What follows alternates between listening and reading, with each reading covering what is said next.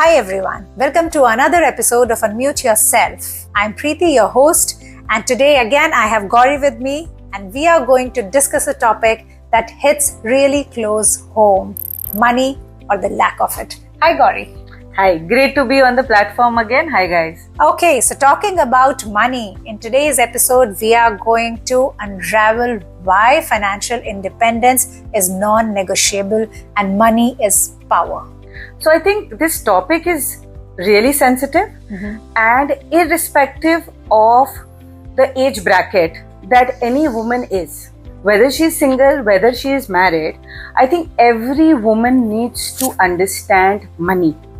You need to know where your money is working, where your money is actually being utilized, how much are you saving.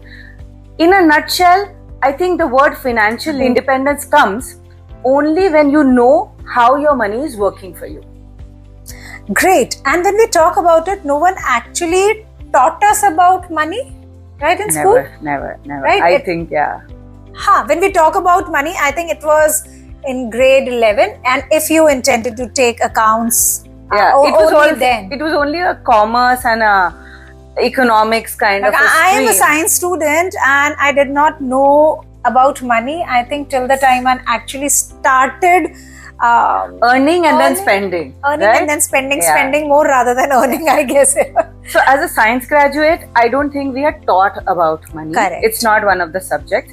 But in the hindsight, I think this is a change which all schools, all curriculums should imbibe. It should start early. The way I look at it, the more easier it will be to understand a topic if it hits you much early in life. Correct. And now when we are talking about women and the earning capacity that has increased over a period of time, but Gauri, do you think the gender pay gap is still there? Oh, the gender wages gap exists and exists very strongly. I think it's a very taboo topic, but it is there. Look around you, look at your peers, your college classmates, roommates, and you will realize how much of it exists.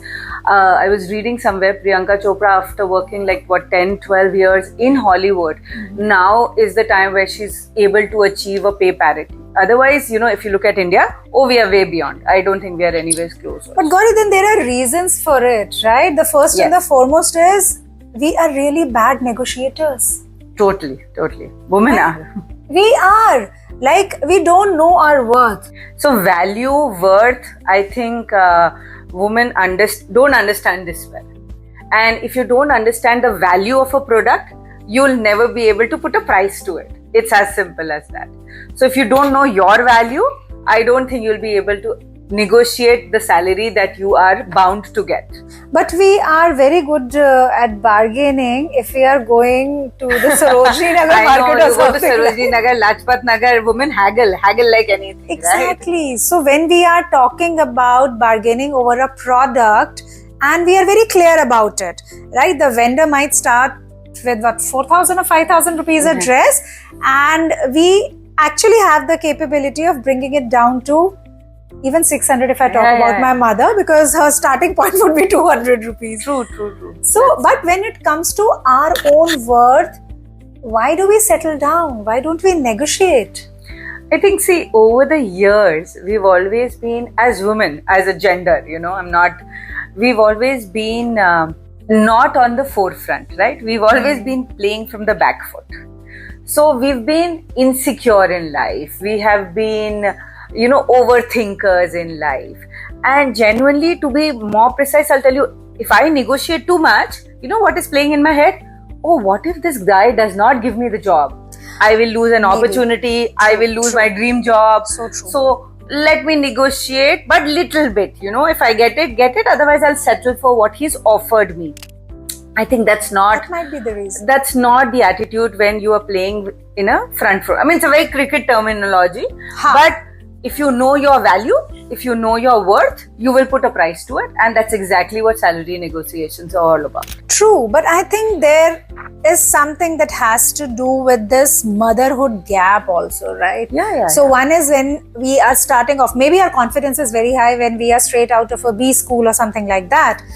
But whatever said and done, when you have to take that decision of staying at home with your child or going to office, leaving the child behind, guilt is there in both the cases, right? But it doesn't settle down at that point of time when you're joining back, if you have taken a sabbatical, and when you join back after 5 years, 6 years, or even 10 years, I think they themselves value themselves at a much lower level, right? I think when we restart our careers, yes, we place ourselves at a lower rung. We don't think that we can go back to a job and demand the same value that we would have got if we had not taken the break. So motherhood, it gets equated to the loss of time in your career, and that loss of time actually equates to loss of pay in your career. But I think bringing up a child is the most difficult thing to do, right? And I think it's one of the most beautiful things to do. It's like a project management. You are bringing up a kid, a child, right? And right from the inception to making that child independent, I think that itself, so it should be. So I think we need to pass a bill that it should be considered as a project management thing, rather than just writing that there has been a gap in my resume. I think that's a point. That's a very valid point. In fact, see, employers have started becoming sensitive to the fact that you have an age, you have a time gap, and you're coming back to work. But again, so it also stems out a lot from the fact that you even after you join back, right, you will always have those caregiver responsibilities. Correct. It will always play in your mind that your child is back home, and so it's like, so I will tell you an incident, and I will not name the person, but I remember one of my jobs, and it was a good MNC company. I got up at around 6:37, to go back home, and my boss from across the table looks at me and he says, is it half day for you? And I just did not know how to respond. That day I did not know how to respond, but today I know. But it kind of, and this is not very long ago, right? So it just makes me feel that as men, one, they are very bad caregivers, right? They have no responsibilities. No comments, sorry. And then, there is a woman who's trying to do everything, right? So instead of supporting her, these are the kind of things that we hear in society, in our workplaces. Yes, men are bad caregivers, but I think we are seeing a change there, right? Which is great. Kudos to all those guys who are actually taking that responsibility. At least taking it, we will not talk about like 10%, 20%, at least that initiative is there. So that's a great thing. And rightly said, Gauri, when you say ki, okay, at 6:30 or 7 also, it's like it's a half day. So when we talk about workplace, if you are sitting there for longer hours, does that mean that you are being more productive? No, never. I think I finish work much more faster than all my peers. You can sit over an Excel sheet for hours and not do anything about it. And it is just not limited to that my child is back home. Maybe I am at that stage where my children are pretty grown up, maybe they are teenagers, but at the same time I have a set of parents to take care of, right? No, I mean, it's anything, right? It's a caregiving responsibility. I want to go to the gym. I want to go and listen to music. I want to go and sleep, right? It's my time. I think people, again, digressing from the topic, but this is again very, I think, again, a boundary related question. Boundary. Right? So when we are working, it's important to understand your value. You have to draw those boundaries in all spheres of life. It is difficult, but we need to do that. Yeah. And so the caregiving responsibilities, yes, parents, but then again, it's been taken for granted that if you have caregiving responsibilities, maybe you are suitable for a part-time job and not a full-time job. That is so wrong. Why? I think with COVID, one thing was taught to us very clearly, that you can work from anywhere. Exactly. I think the initial years after you give childbirth, and this should be a bill if it can be passed, that you should get a work from home. A young mother should be entitled to that. See, a child is not that much of a problem. Half the time the children are sleeping when they are like newly born, right? You have enough and more time on hand. To work, correct. But, asking a young mother to leave a breastfeeding baby and go to office 20 kilometers away, inhuman. I think that's not. It's inhuman. True. And if this was not sufficient, I think that unconscious biases that play at workplace. Oh, that I think, when we say about unconscious bias, a man and woman will always be compared differently. They'll never be as we were talking about it in the last way, episode. yeah? We were just talking about that. Yes, that a man will never get that question that how will you manage your house, true, or how will you manage your children. They are long working hours, but a lot of times women get that question. I got that question some time back. You're a single mom and how will you manage your child? I had to actually tell them, my parents stay with me, man. You have to give them answers like that, but they still ask you. They ask for these kind of answers, right?